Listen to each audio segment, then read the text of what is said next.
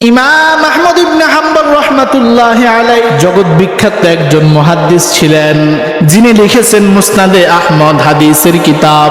সবচাইতে বড় হাদিসের কিতাব পৃথিবীর জমিনে। ইমাম আহমদ ইবনে হাম্বল রাহমাতুল্লাহি আলাইহি তিনার শেষ সময়ের দিকের ঘটনা। তিনি একটা হাদিস সংগ্রহ করার জন্য অনেক দূর সফর করলেন। সফরকালে একদিন রাত্রেবেলা তিনি রাত্র যাপন করার জন্য একটা মসজিদে প্রবেশ করলেন। মাগরিবের সালাত আদায় করলেন, এশার সালাত ওই মসজিদে আদায় করলেন। এশার সালাত আদায় করার পর মনে মনে চিন্তা করতেছেন, এই মসজিদে আজকে রাত্র যাপন করব। যেহেতু শীতের রাত, মসজিদের মধ্যে কাটাইলে আমার কাছে আরাম লাগবে, শীত লাগবে না, বাহিরে থাকতে হবে না। ইমাম আহমদ ইবনে হাম্বল রাহমাতুল্লাহি আলাইহি শীতের রাত এশার সালাত আদায় করে মসজিদের মধ্যে তিনি বসে আছেন। এমন সময় মসজিদের যিনি খাদেম এসে বলেন, হুজুর মসজিদ থেকে বের হন, মসজিদের তালা লাগাইয়া দিব। ইমাম আহমদ ইবনে হাম্বল রাহমাতুল্লাহি আলাইহি বলেন, বাবা আমি এই মসজিদে মাগরিবের নামাজ পড়েছি, তুমি কি দেখো নাই? খাদেম বলে, হ্যাঁ দেখেছি। আমি এই মসজিদে এশার সালাত আদায় করেছি, তুমি কি দেখো নাই? খাদেম বলে, হ্যাঁ দেখেছি। আহমদ ইবনে হাম্বল বলেন, আমি একজন মুসাফির মানুষ, আমি চাই আমি এই মসজিদে ফজরের মুসল্লি হওয়ার জন্য এই মসজিদে আজকে রাতটা যাপন করতে চাই, আমায় অনুমতি দাও। খাদেম বলে, কমিটি নিষেধ করেছেন, মসজিদে রাতের বেলা কেউ থাকতে পারবে না, আপনি বের হয়ে যান, আমি মসজিদের তালা লাগাইয়া দিব। খাদেম চিনে নাই এই হুজুরকে। যদি জানতো আহমদ ইবনে হাম্বল, খাদেম মসজিদে না রাখিয়া নিজের বাড়িতে নিয়ে আদর আপ্যায়ন করে রাখতো। কিন্তু আহমদ ইবনে হাম্বল রাহমাতুল্লাহি আলাইহি নিজের পরিচয় দেন নাই, নিজের পরিচয়টা গোপন রাখিয়া ওই খাদেমের কথা মতো মসজিদ থেকে বের হয়ে চলে গেলেন। আমরা যদি কেউ হতাম, এই জমানার কোন আলেম যদি হতো, নিজের পরিচয়টা আগে দিয়া দিত, বলতো, দেখ ইউটিউবে আমার আলোচনা, ফেসবুকে আমার আলোচনা, আমি এত বড় হুজুর, আমি এত বড় মুফতি সাহেব, আমি এত বড় মুহাদ্দিস। অথচ ইমাম আহমদ ইবনে হাম্বল, মুসনাদ আহমদের লেখক, তিনি নিজের পরিচয় দেন নাই। ওই খাদেমের কথা শুনে মসজিদ থেকে বের হয়ে চলে গেলেন। আর শীতের রাত, কনকনে শীত, রাস্তা দিয়ে চলতেছেন, কোথায় যাবেন? কোনো পরিচিত মানুষ নাই, কোনো হোটেল নাই, কিছুই নাই। যাইতে যাইতে একটা বাজারের মধ্যে প্রবেশ করলেন। আহমদ ইবনে হাম্বল তাকায়া দেখেন, ওই বাজারের মধ্যে একটা হোটেল দেখা যায়। ওই হোটেলের মধ্যে একজন ব্যক্তি রুটি বানায়, রুটি বানাইয়া মানুষের নিকট এই রুটিগুলো পরিবেশন করে, মানুষ রুটি খায়। আহমদ ইবনে হাম্বল রাহমাতুল্লাহি আলাইহি চিন্তা করলেন, যদি হোটেলের চুলার ধারে একটু বসা যায়, আগুনের কিছুটা তাপ নেওয়া যাবে, শীতকালে কিছুটা আরাম লাগবে। আহমদ ইবনে হাম্বল ওই হোটেলের মালিকের নিকট গিয়ে বলে, ভাই আমি একজন মুসাফির মানুষ, অনেক দূর থেকে আমি এসেছি, আজকের রাতটা যদি আপনার হোটেলের চুলার ধারে বসে আগুনের তাপ নেই, আপনি আমায় অনুমতি দিবেন কিনা? আহমদ ইবনে হাম্বলের কথা শুনে ওই দোকানদার যুবক বলে, হুজুর আপনি এখানে সারা রাত বসেন, বসে বসে আগুনের তাপ নেন, আমার কোনো সমস্যা নাই। ইমাম আহমদ ইবনে হাম্বল রাহমাতুল্লাহি আলাইহি যুবকের অনুমতি পাইয়া চুলার ধারে বসে আছেন। বসে বসে কালামুল্লাহর তেলাওয়াত করতেছেন, বসে বসে জিকির আর তাসবিহ পড়তেছেন।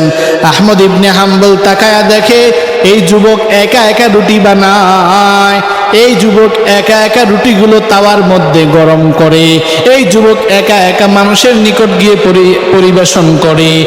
এই রুটি বানানোর ক্ষেত্রে, রুটি তাওয়ায় দেওয়ার ক্ষেত্রে, রুটি পরিবেশন করার ক্ষেত্রে মাঝে মাঝে এই যুবক শুধু পড়ে আস্তাগফিরুল্লাহ, আস্তাগফিরুল্লাহ।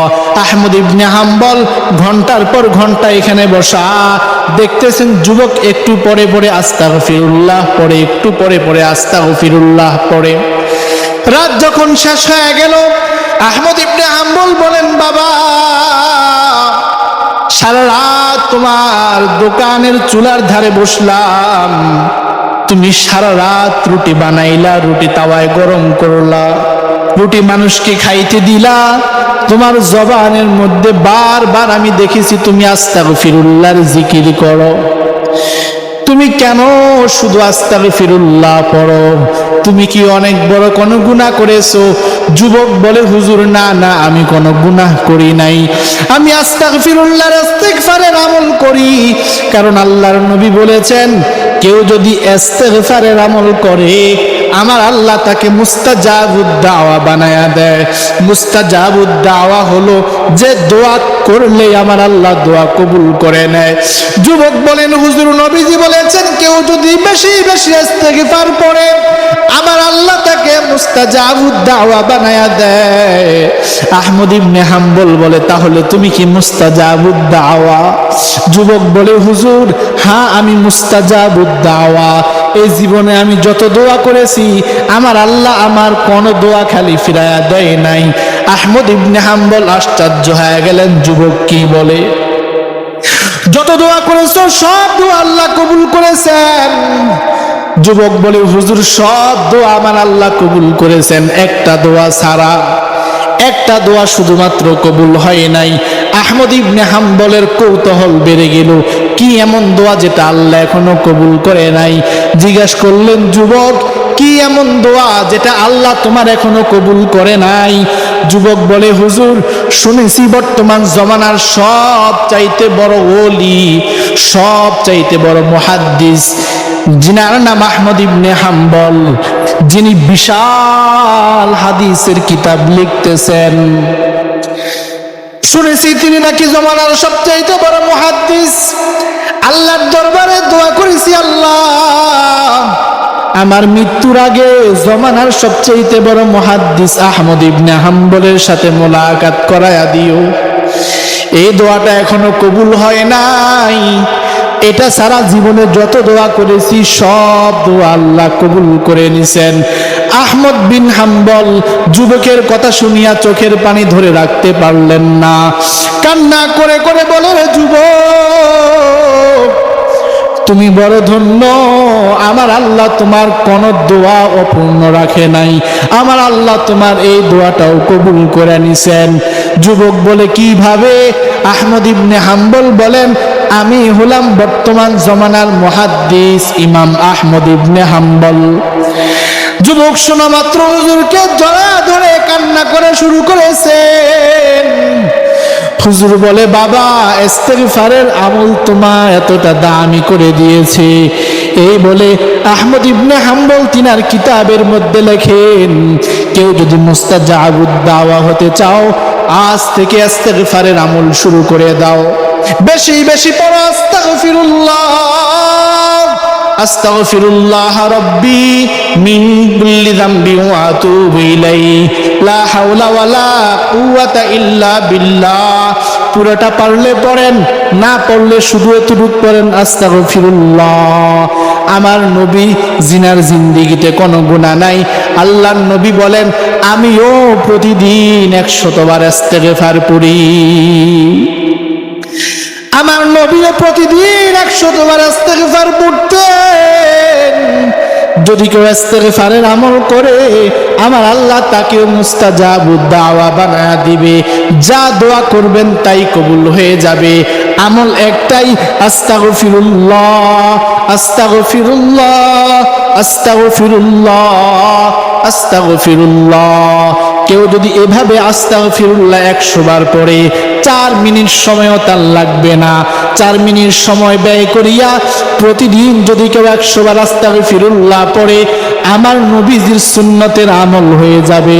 আর যদি কেউ সব সময় ইস্তিগফার পড়তে পারে আমার আল্লাহ তাকে মুস্তাজাবুদ দাওয়া বানায়া দিবে।